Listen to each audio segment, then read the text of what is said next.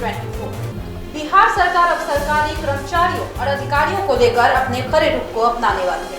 आपको बता दें कि ग्रुप सी के जितने भी कर्मचारी और अधिकारी हैं, उन्हें अपने चल और अचल संपत्ति का ब्यौरा जमा कराना होता है। इसको जमा कराने का जो अवधि है फरवरी तक का होता है, जिसे जाकर अपने अचल और चल संपत्ति का ब्यौरा विभाग में जमा करना पड़ता है। लेकिन कुछ ऐसे सरकारी कर्मचारी या अधिकारी हैं जो कि इसको हल्के में लेते हैं और वे अपने संपत्ति का ब्यौरा जमा नहीं कराते। तो इसको लेकर बिहार सरकार अब सख्त कदम को अपनाने वाली है।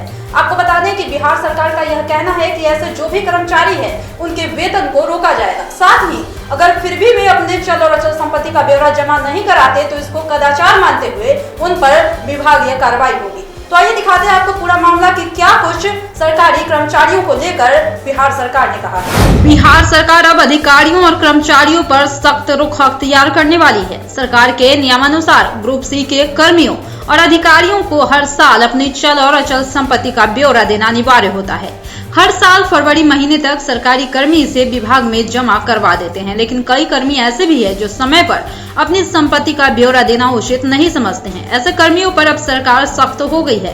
तय समय में संपत्ति का ब्यौरा नहीं सौंपने पर कड़ी कार्रवाई होगी। पहले तो उनका वेतन रोक दिया जाएगा और फिर ब्यौरा नहीं सौंपा गया तो इसे गंभीर कदाचार मानते हुए उनके खिलाफ विभागीय कार्रवाई की जाएगी।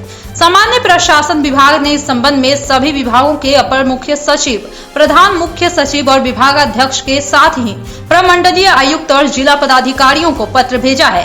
इस पत्र में इस बात की चर्चा है कि हर साल 28 से 29 फरवरी तक समूह का और गांव के सभी अधिकारियों और कर्मचारियों को चल संपत्ति का विवरण सरकार द्वारा तय किया गया है, लेकिन ऐसा देखा जा रहा है कि कुछ अधिकारियों और कर्मचारियों द्वारा यह समर्पित नहीं किया जाता है या फिर निर्धारित अवधि के बाद संपत्ति का ब्यौरा कई कर्मचारी और अधिकारी नहीं देते हैं। इसे गंभीर कदाचार मानते हुए कई ऐसे सरकारी कर्मियों के खिलाफ कार्रवाई की जाए। पत्र में यह भी कहा गया है कि सरकारी सेवकों के चल संपत्ति और अचल संपत्ति के क्रय विक्रय के संबंध में आचरण नियमावली बनाए गए हैं। सामान्य प्रशासन विभाग ने 25 मार्च 2021 को निर्देश जारी किया था। इसके बावजूद देखा जा रहा है कि इस नियम का ठीक से पालन नहीं हो रहा है। उन्होंने साफ साफ कहा है कि जो सरकारी कर्मचारी अपने संपत्ति का ब्यौरा नहीं देते हैं या छुपाते हैं तो उनके खिलाफ अनुशासनिक कार्रवाई की जाएगी। साथ ही करप्शन एक्ट के तहत केस भी दर्ज किया जाएगा। विभाग ने यह स्पष्ट कर दिया है कि तय समय सीमा पर संपत्ति का विवरण देने में आनाकानी करने वाले सरकारी कर्मियों का फरवरी का वेतन भी रोक दिया जाए। वेतन का भुगतान तब तक नहीं करने की चेतावनी दी गई है जब तक कि विवरण विभाग में समर्पित नहीं हो जाता। तब तक 1 महीने में कारण स्पष्ट करते हुए इसे जल्द से जल्द सौंपने का निर्देश विभाग द्वारा दिया जाएगा। इसके बाद भी अगर कोई कर्मी ऐसा नहीं करता है तो उसके खिलाफ विभागीय कार्रवाई भी शुरू की जाएगी।